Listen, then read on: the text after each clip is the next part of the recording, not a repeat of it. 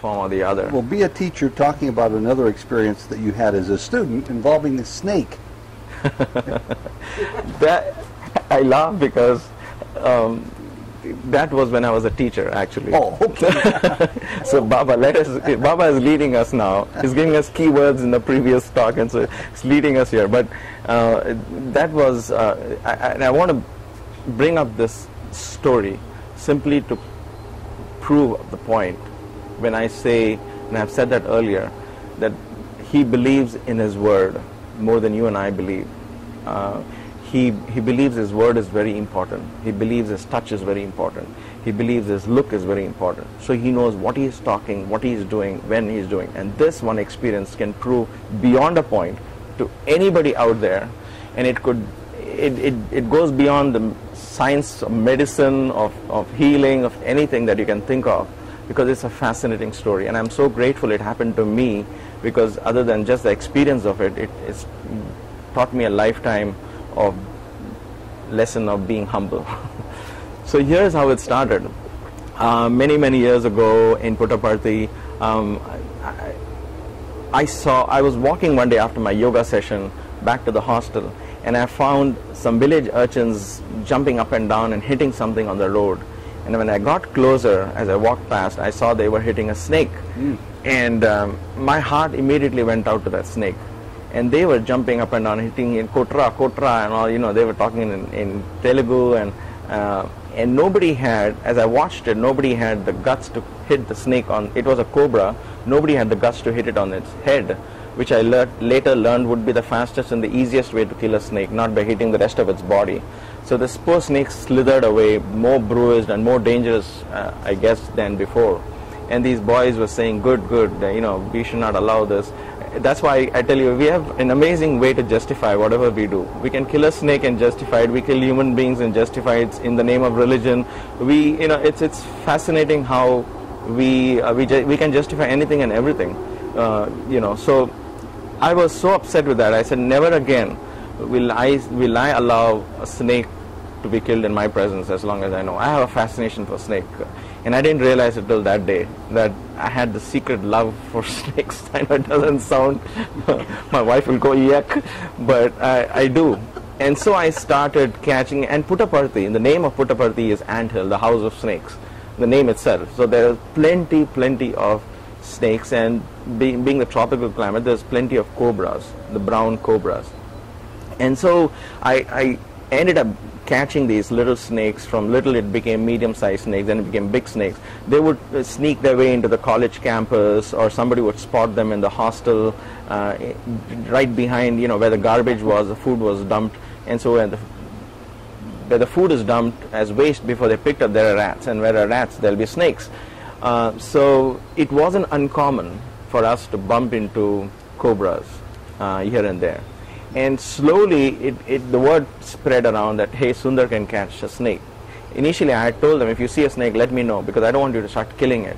I can catch it and then take it away and put it out somewhere. Now I figured on my own how to catch a snake. There wasn't a Discovery Channel then. I would have perhaps avoided this accident of mine. But I just figured, you know, you take a stick and press the head down and put your thumb on top of the head and slowly and carefully put your fingers under its mouth, and once his mouth is there, he just coils around you, but his poor thing doesn't have any strength to do anything. He's more struggling for his life. And then I would take him back to the hills and then leave them out there. Now, as I said to you in the earlier interview, where the good deed starts with a good intention, then it becomes all about the deed, and all about the intention is slowly forgotten. And so I slowly started enjoying the limelight that I was in when I was catching snakes. I mean, you become a popular teacher now, so you have all the students coming to you and saying, hey sir, come on sir, show us, next time you catch a snake, let us know. And I said, yeah, I will let you know. So one thing led to the other, and foolishly, I would actually catch a snake and then make the boys touch it and say, feel it. Now this is done in the zoo after a heavy training, so that you don't have accidents. Now this is me just desiring to be adventurous and sharing that adventure with boys and say, hey, don't be scared, touch the snake, it's okay. And see this mouth, and this is how the poison is coming out of its teeth, and not realizing that that's a cobra I'm holding. I mean, I realized it, but I probably didn't understand the impact of what I was doing, potentially not putting myself in danger, but everybody around me. There were times that I would demonstrate, I would take the snake and put it around my neck and leave him. And I would say, look, the snake is not out there to kill you. He's going to find his own way first because he's now on a survival mode. So I would leave him and then let go of my hands, and the snake would obviously slither down. He's not going to turn around and say, who is the one who, you know. Mm-hmm. And so it became that I was a popular snake guy, and everybody got to know me as the one who catches cobras. And then, you know, so the villagers, the locals in Puttaparthi, because of the hostel and college, and everybody got to know about it. So anywhere in the mandir now, there was the Prashanti Mandir, in the college, in the hostel. So my territory, my fame expanded. It became quite popular that I could catch snakes. Finally, I think there was this afternoon, I was sleeping, and this is the only time I can share with you something which is personal, but I think it has to fit in the whole story as it goes, and I'm just being very honest and upfront over here. I was sleeping, and in the midst of a vivid dream, and I'll come to that vivid dream later, which is actually a prologue to the story, but I'll come to it later. I was in the midst of a vivid dream when I was woken up around 2:30 or so in the afternoon. I was taking a small siesta because I didn't have classes to teach, and I was taking a siesta in the hostel. Somebody woke me up and said, Sundar, there's a snake in the college. And I woke up and I said, you know what, by the time I go there, there's going to be no snake. I mean, no snakes waiting, you know, in a corner waiting, hey, Sundar is going to come and catch me. By the time people spot a snake and they call me and I go, invariably the snake wouldn't be there. So I asked this boy, are you sure he's there? Because by the time we go, I knew there was time. It was time for darshan. It was around 3 o'clock. And I said, by the time I go and the snake is not going to be there, it's just a waste of time, so I'm not coming. He said, no, the snake is there. It's by the small cages, by the bioscience laboratories. And he's been cornered. He's in the concrete floor. He's not moving. And there are people around, made a big circle. And there are some villagers with daggers and sticks waiting to kill it. So we have told them, wait, Sundar will come and you don't have to kill it. So I said, all right, I'll come. And since I got up from sleep, I wore my Hawaiian sandals, you know, like the one you're wearing, where your toes are all completely exposed, like this famous Puttaparthi sandals. Flip-flops, thank you. Flip-flops. I wore the flip-flops, quickly wore my flip-flops and started walking towards the college. Normally I would wear shoes. I would always remember to wear sneakers. By then we were in sports meet and we had sneakers and things like that. But that afternoon, I don't know, I wasn't thinking correctly. I wore my flip-flops and started walking to the college. And I go there and I see the snake in the corner and all these people around them. Hey, Sundar's come. There's literally a cheering crowd waiting for me. People with cameras. I have the picture of me holding that snake. I have it here, and I have a soft copy of it in case you want to put it out there. But I feel very ashamed though. Anyway, they took pictures of the snake, of me. I mean, anyway, I went there. I looked for a stick. I put the head down, caught him, and this guy was huge. He was almost my height, 5 foot 5 inches. Huge snake, and I had to hold him like this instead of, you know, usually the mouth I would hold like this, but the mouth is so big I had to actually hold him just like this. It was this thick throughout. Anyway, so I catch him and then tell the villagers and everybody to go away and then pose for some pictures. And that day was the first time when somebody took pictures.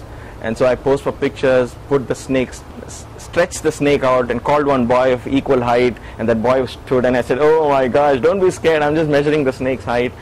I was in cloud 9, literally enjoying the glamour, and then all the good intentions were still there, but I think that was way out, forgotten. And I walk up to the Hanuman statue was not built then. The Krishna statue was built. So the Hanuman statue was just the top of the hill. So I decided to go all the way up there and throw the snake out on the other side. Now as I walk up to the Krishna statue and go up to the Hanuman statue, and I was about to throw the snake, a bunch of students came running behind me. Normally I wouldn't allow them to come all the way up to the hills, because now you're in snake territory. You're not in the compound, in the concrete. They came up and said, oh sir, we missed this whole thing, come on, every time we miss it, every time you catch a snake we miss it, and please show us again how to catch a snake. We never know when we'll get a chance again. And I decided that day, all right, you know what the heck, let me show them how to catch a snake. So I looked around for the same stick which I press the head, and I didn't find any, and I said, oh, you know what, I'll just try a new thing. I'll just put my foot on top of the head and press him down. This is all going in my head, and little was I thinking that I'm wearing flip-flops, and that could be a dangerous thing that I'm trying with a wild toe snake. Might be a morsel for that snake to sink its fangs into. Right, and so I hold the tail of the snake, and I show, and of course I tell them, I had basic sense to keep them at a good distance. Tell them stay there and watch. So I held the tail of the snake and let go of the head. Yeah. And so the snake cannot climb on its own body, but so the snake was going like this on the ground, and I held him far out like this, and his head was on the ground. I let it down a little bit so his head was on the ground. He was trying to escape, poor thing. He's fighting for his life. He was not out here to help me with this freak show that I was putting up.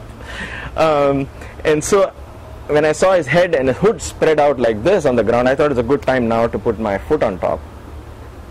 I put my foot on top of his head, looked up at the boys and said, this is how you first hold his head. And that 10 seconds or 5 seconds or whatever it took for me to do that, I didn't realize that this was not a concrete floor underneath. Because when I put a stick on top of the snake could not go underneath because it was concrete floor. I've never caught a snake in the wild. So when I put my foot on top, I thought he stays pressed, but he's fighting for his life, and that's pure muscle. So he dug himself underneath the sandy ground, which was very easy for him. He dug himself underneath, and now my foot was right in his side. He gave one nasty bite. A 5 feet 5 inch cobra, a huge snake, gave me one nasty bite and let go. What was your immediate reaction? Now you would think, and that's why I said I'll be upfront and humble and honest here. You would think a person who practiced 10 years of yoga, completely into Swami's fold, meditating, at this point, I would have said, Swami, Sai Ram. I said, ouch! All that came from my mouth was, ouch! No Sai Ram, no Swami, nothing. That was the last thing probably in my mind. So that's again another thing, is how you think you're ready but you're not. Anyway, it didn't really matter, I guess. At that point, I felt a sharp twinge of bite. I knew it bit me. So I quickly flung him into the bushes, and I maintained a straight face, and I told the boys, oh, hey, it's okay, let's go back. 2 of my colleagues were with me. They saw this happening. They were much closer than the other boys. The other boys didn't know exactly what happened. So these colleagues, 2 of them, they said, Sundar, have you been bit? I said, yeah, I think I've been bit, but let's go to the hospital. Don't worry, it's okay. My initial thing was negation. I just wanted to negate the whole thing as if it didn't happen, because it was too much for me to think of what if it's true. So the immediate reaction was, oh, no, nothing, it's not big. I'll just go to the hospital and take a blade and slice it out and let the blood flow out, and I should be okay.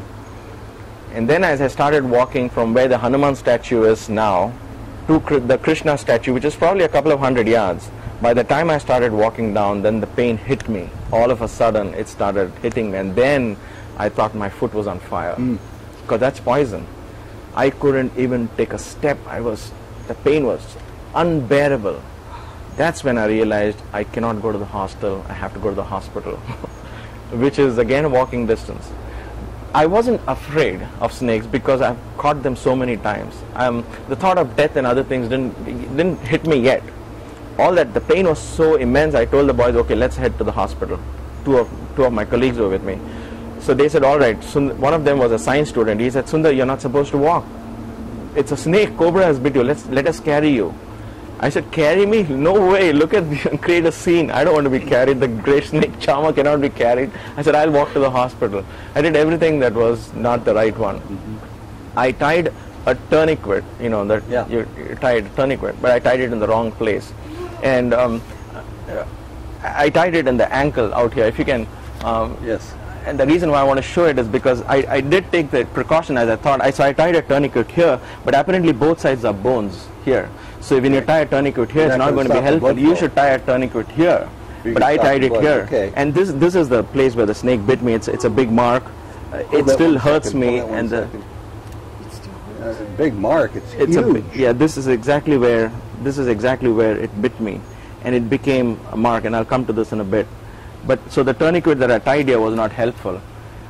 Apparently, as the doctors told me later, he said, no, that's the wrong place you tied a tourniquet.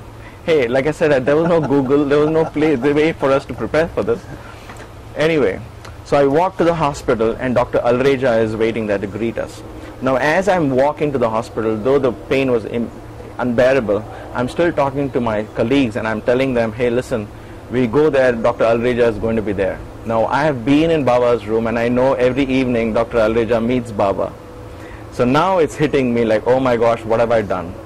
What have I done? I mean, I could be sent home for this stupid act of trying to be a snake charmer and putting myself in danger. What if Baba gets to know about this physically? I mean, you know, pardon us, because we are so close to him, sometimes we treat it, what if Dr. Alreja gets to know what happened, and if he tells Baba this, I'm going to be out. Baba is going to get so angry of what I did. He could send me out of the ashram. And so I tell these boys, please let me do the talking. You guys don't talk. I'm going to stretch the truth as much as I can. And I'm going to tell Dr. Alreja that I was in the college, I was doing social service, and I got bit by a snake. Social service was one of the things where boys would go dig up roads and help villages do, you know, out there working, cut grass for them and things like that. So I'll tell them I was in the college doing social service. And my definition of social service was helping the place get rid of snakes. And sure. So, well, it was loosely stretched, thin enough, maybe cover possibly a little bit. Justify, right? I justify that I'm still speaking the truth. But if I left it there, then if he goes to Swami, he can tell whatever he wants. I didn't want him to get into details of what exactly happened. So we walked there, and exactly as I expected, Dr. Alreja was there. He said, what happened? We said, snake bit us. He said, oh my God, lie down on the bed and stretcher. And then as he was wheeling me up, he said, what happened? How did it bite you? You know, because he knows me personally. He said, what, Sundar, how did it bite you? I said, oh, in college I was doing social service and it bit me there. And we left it at that. He said, okay, okay. He took my pulse and he didn't like what he saw. And so he went up and put me in a room and immediately ordered for the antidote. So I'm lying there. I looked at the clock. It was close to 4 o'clock or so.